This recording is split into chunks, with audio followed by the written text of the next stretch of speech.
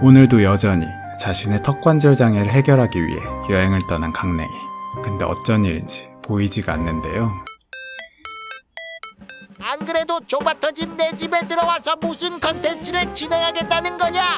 저 앞에 카메라는 또 뭐야? 머리는 꼭 전등같이 생겨가지고. 안녕하세요, 덴티장입니다.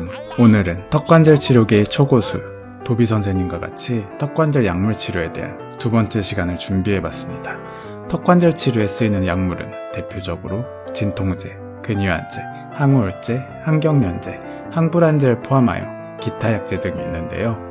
이거 한번 잡숴봐. 얼굴도 잘생겨지고 키도 크고 200살까지 살 수 있어. 네, 도비 선생님 말은 무시하고 진통제부터 리뷰해보도록 하죠. 진통제는 말 그대로 통증을 억제하는 약물을 뜻하는데요. 대표적으로 우리가 잘 알고 있는 타이레놀, 이부프로펜 같은 진통소염제, 스테로이드, 그 밖에 마약성 진통제 등이 통증을 억제하기 위해 쓰입니다. 타이레놀을 한 번이라도 안 먹어보신 분이 있을까요? 그만큼 대중적이라는 뜻인데 부작용도 적은 편이고 의사 처방 없이도 구입 가능하기 때문입니다. 주로 중추신경계, 쉽게 말해 관절이나 근육 쪽보단 뇌 쪽에서 염증 반응 물질을 억제하기 때문에 소염제라기보다는 진통 효과와 열을 낮춘다는 뜻인 해열제로서의 역할을 하게 됩니다. 그림으로 쉽게 설명하면 이렇게 주로 뇌 쪽에서 통증을 억제한다고 이해하시면 되겠습니다. 이 타이레놀에 대해 부가적인 설명을 좀 더 해볼까나? 내가 주인공이니까 이 약으로 얼굴 좀 가리고 있어봐봐. 타이레놀이 많은 사람들이 염증을 없애는 소염 효과는 없다고 알고 있지만 사실은 우리 몸의 염증 반응이 미약할 땐 염증을 억제한다는 연구 결과가 존재하지. 대신 염증 반응이 심할 때는 거의 효과가 없다고 알려져 있어.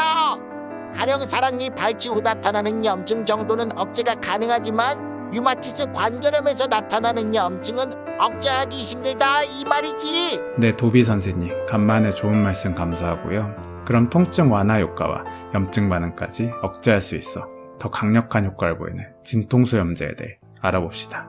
가장 일반적인 진통소염제는 엔세이즈, 즉 논스테로이달, 스테로이드가 아닌, 여기서 스테로이드가 아닌이라는 말이 붙은 이유는 보통 스테로이드가 강력한 염증 완화 역할을 하기 때문에 이것과 비교하기 위해 붙은 용어입니다. 안티, 항, 즉 억제한다는 의미겠죠. 인플레메터리, 염증, 즉 염증을 억제하는 스테로이드가 아닌 드러그스, 약이라는 뜻입니다.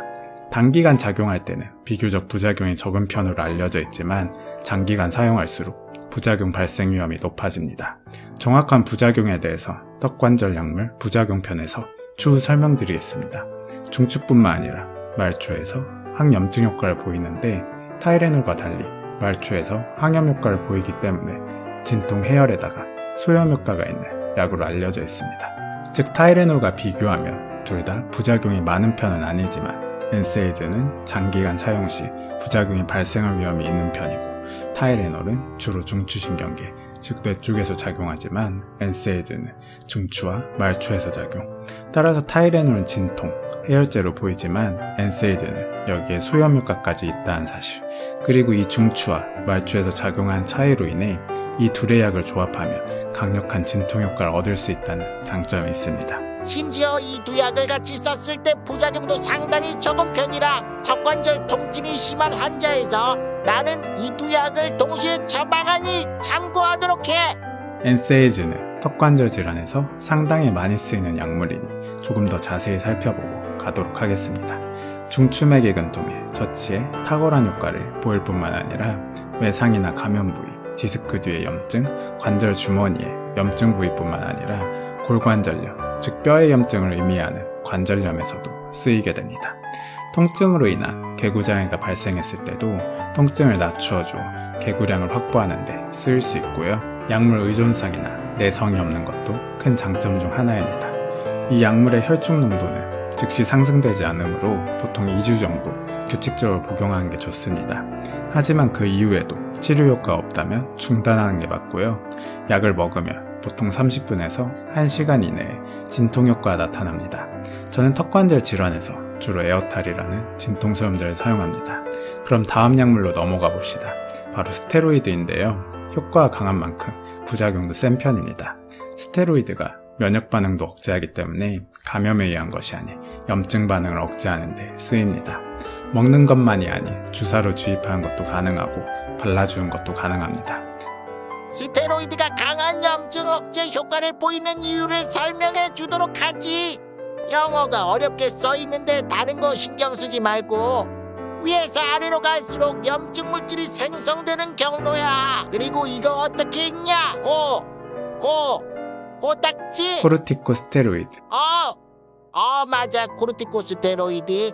즉 스테로이드를 의미하는 건데 이게 ENSAID보다 더 위쪽에서 근본적으로 염증 물질을 만드는 것을 차단하니 더 효과가 크다고 할 수 있지.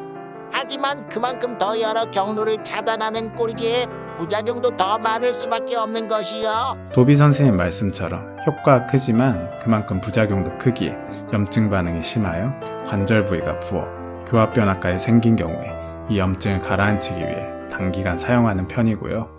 주사요법이 사용이 가능하다고 말했듯이 염증이 있다고 의심되는 부위에 주사로 투여하기도 합니다.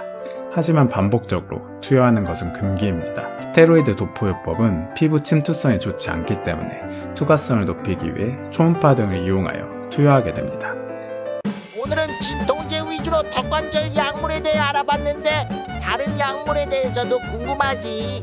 궁금하면 500원 아니 그냥 공짜로 알려줄 테니까 구독과 좋아요 알림은 전체로 좀 맞춰놔봐. 도비 이제 프리. 오늘 영상은 여기까지고요. 도비 선생님을 계속 뵙고 싶다면 구독과 좋아요, 알림은 전체로 맞춰주세요.